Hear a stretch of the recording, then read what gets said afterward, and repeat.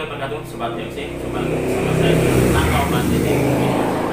Nah, Sobat, saya sangat senang sekali masih bisa menemani Anda semuanya untuk bersama-sama belajar dunia atau sanaji, dan saya pun juga sangat berterima kasih sekali lagi kepada Anda semuanya yang sudah menonton video saya, lalu juga memberikan semangat dan juga memberikan sebuah saran ataupun kritik yang bersifat membangun sehingga channel ini semakin berkembang. Dan saya pun di sini di dalam saya menemani Anda untuk belajar mengenal dunia atau sanaji. Sekali lagi, saya tidak menempatkan diri sebagai seorang ahli, seorang senior ataupun juga seorang edukator. Jadi di sini saya menempatkan diri kita bersama-sama untuk belajar, kita bersama-sama untuk kita bareng-bareng gitu Sobat dalam belajar dunia atau sanaji. Nah, di sini nanti saya ingin mengajak Anda untuk mereview dari salah satu koleksi pusaka saya. Nah, ini sebelum saya tunjukkan kepada Anda Sobat, saya ingin bercerita dahulu. Mungkin cerita ini ada juga kesamaan di antara sobat semuanya. Mungkin pengalaman kita kok hampir sama ini Mas Tony. Nah, jadi seperti ini Sobat. Saya dulu waktu mendapatkan pusaka ini sebenarnya itu bisa dikatakan awalnya gitu loh. Awalnya itu saya nggak ada niatan untuk memaharinya, karena waktu itu memang pemilik dari pusakanya ini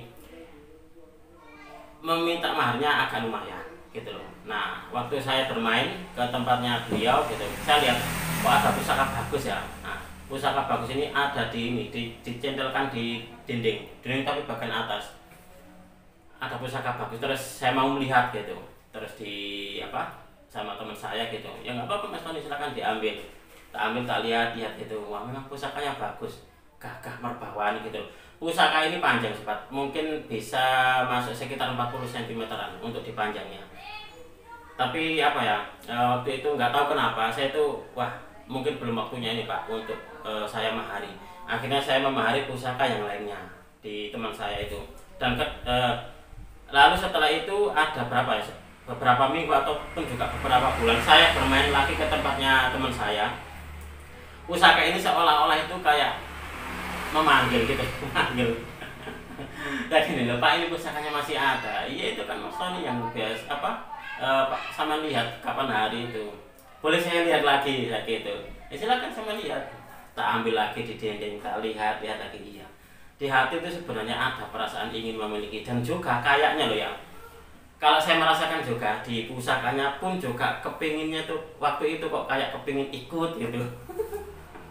Tapi lagi-lagi saya urungkan, saya mengambil di pusaka yang lainnya gitu. Kalau nggak salah kedua pusaka yang saya mahari itu masih ada kok, masih ada di tempat saya saat ini gitu. Lalu saya kembali lagi, entah berapa minggu atau berapa bulan lagi saya datang lagi ke tempatnya teman saya, dan pusaka ini masih tetap sama ada di situ. Pusaka ini kok belum laku-laku ya Pak ya? Ya mungkin memang jodohnya Mas Tony mungkin, katanya gitu. Coba saya mau ambil dulu. Ya silakan, tak ambil di dindingnya beliau, tak lihat. Akhirnya terus pusakanya berhasil saya mahari. Terkadang ini Sobat, mungkin pengalaman saya ini ada juga yang sama dengan pengalaman Anda. Anda itu pun mungkin pernah tahu dengan pusaka tersebut, sebenarnya pengen memiliki gitu loh, tapi pas waktu nggak ada uang gitu atau nggak ada maharnya gitu, mungkin Anda masih bisa menahannya dan juga berharap pusaka tersebut belum termahar. Nah, saya pun waktu itu Sobat, saya pun juga berharapnya pusaka ini jangan sampai termahar dulu sampai saya memiliki nominal mahar yang sudah ditentukan gitu. Dan alhamdulillah Sobat, setelah mungkin bisa dikatakan sudah beberapa bulan gitu ya, karena sudah lama, mungkin ada berapa bulan itu ya, karena pusaka ini sudah deal saya itu juga lumayan lama pusakanya. Jadi waktu itu terus karena saya gini, daripada setiap saya main ke tempat rumahnya teman saya itu selalu kepikiran, selalu melihat ada rasa kepingin, ke situ lagi, main lagi, melihat lagi ada rasa kepingin gitu. Daripada seperti itu terus, tak niati saja, itu tak ambil sekalian misalnya gitu. Dan alhamdulillah akhirnya terus saya berhasil memaharinya. Dan untuk diwarangkannya bukan warangka ini Sobat, warangkanya sama, memang sama-sama sandang warikat ya kayak gini, hampir sama dengan seperti ini. untuk di warangka yang lama gitu. Tapi karena sudah, kalau saya merasa itu tidak cocok gitu loh, tidak cocok karena pusakanya bagus, warangkanya sangat sederhana banget gitu loh. Meskipun sandangannya sama-sama sandang walikat seperti ini, tapi saya waktu itu melihatnya ini kayaknya kurang pantas disandingkan dengan pusaka yang bagus seperti ini. Akhirnya terus saya ganti sobat. Nah, warangka ini waktu itu saya dapatkan dari salah seorang, kalau nggak salah dia bisa dikatakan kolektor, dia orang kaya gitu, karena saya melihat pusakanya bagus gitu. Saya mendapatkan 2 warangka dari beliau, dan keduanya itu warangkanya super gitu loh. Yang satu tak pakai di keris koleksi pribadi saya ada di dalam, dan yang satu lagi ini sobat. Nah, ini adalah warangka yang saya dapatkan dari salah seorang kolektor.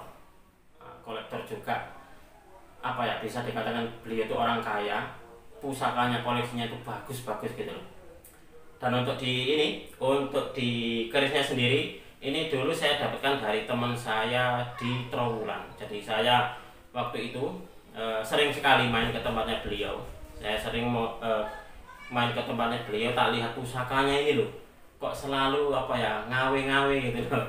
Hai melambai, akhirnya terus dah saya niatkan untuk memaharinya, dan alhamdulillah saya berhasil untuk memboyongnya ke galeri saya sobat. Coba kita akan melihat dulu seperti apa sih wujud dari pusakanya ini.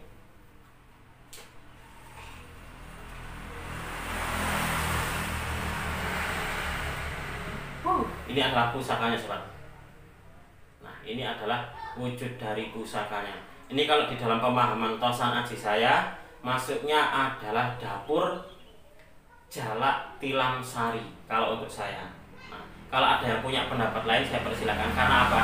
Karena di sini kalau saya melihat ini seperti kayak ada gula milirnya sampai ke sini. Nah, semacam apa ya? Kayak kalau di dalam bahasa Jawa itu jeglongan itu. Nah, kayak di sini nih, sampai ke tengah bila. Nah, ini pun juga sama. Dan ternyata waktu itu saya pun juga pernah tahu gitu, salah seorang temen gitu, ternyata mempunyai juga koleksi pusaka yang hampir sama seperti ini sobat. Ada kayak gininya, ada kayak gulung milirnya ini. Nah, sampai ke tengah bilanya ini. Nah, ini kalau ada yang punya pendapat lain, Mas Tony itu bukan dapur Jalak Tilam Sari, silakan Anda tulis di kolom komentar, kita akan belajar bersama-sama sobat. Nah, kalau untuk pemahaman saya, ini adalah Jalak Tilam Sari sobat. Dan untuk di pamornya sendiri, ini masuknya di pamor kayak pedaringan kebak ini sobat. Ini kayak pedaringan kebak ini kayaknya. Nah, ini kalau nggak salah sekitar 40 cm ini. Ya kurang lebihnya 40 cm. Jadi pusakanya ini memang panjang.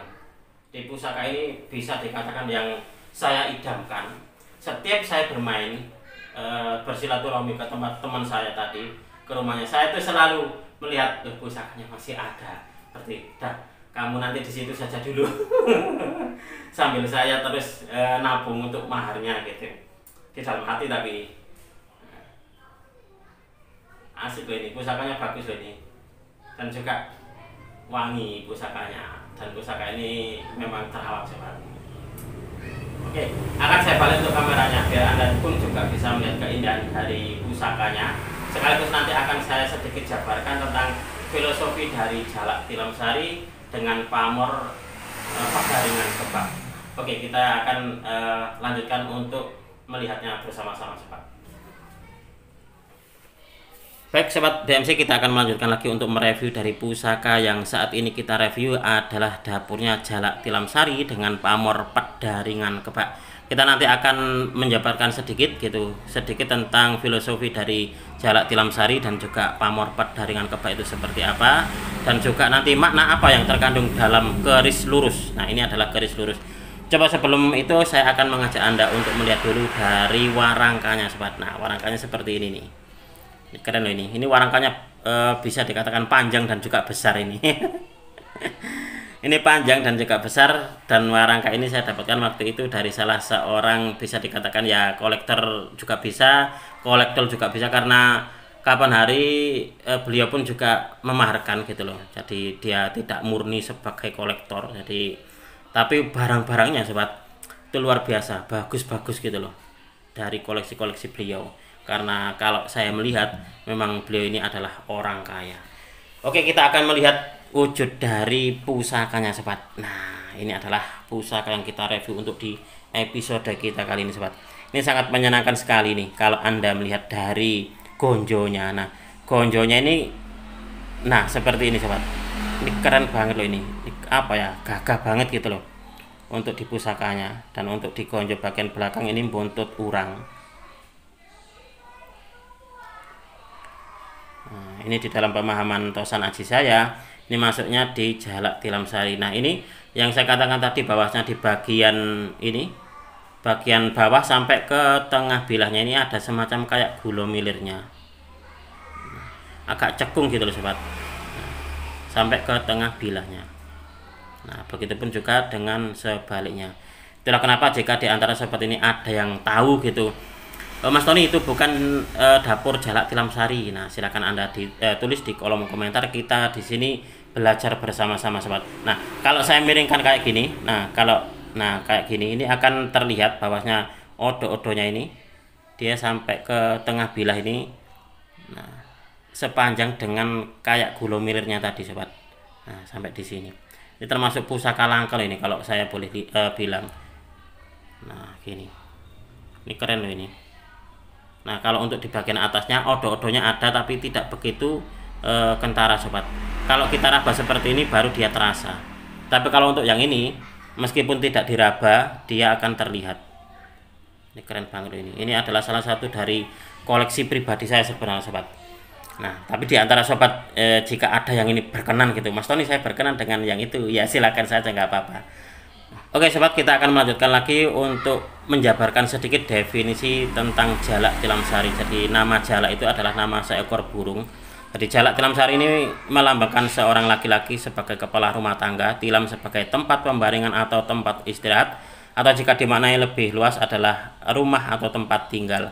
Sari adalah harum, wangi, semerbak. Jadi pengertian Jalak Tilam Sari ini jika dikupas lebih jauh, ini membawa makna tempat berteduh yang harum semerbak atau lakon kehidupan yang membawa pengaruh kebaikan bagi pribadi, orang lain, dan juga kepada Tuhan yang Maha Kuasa.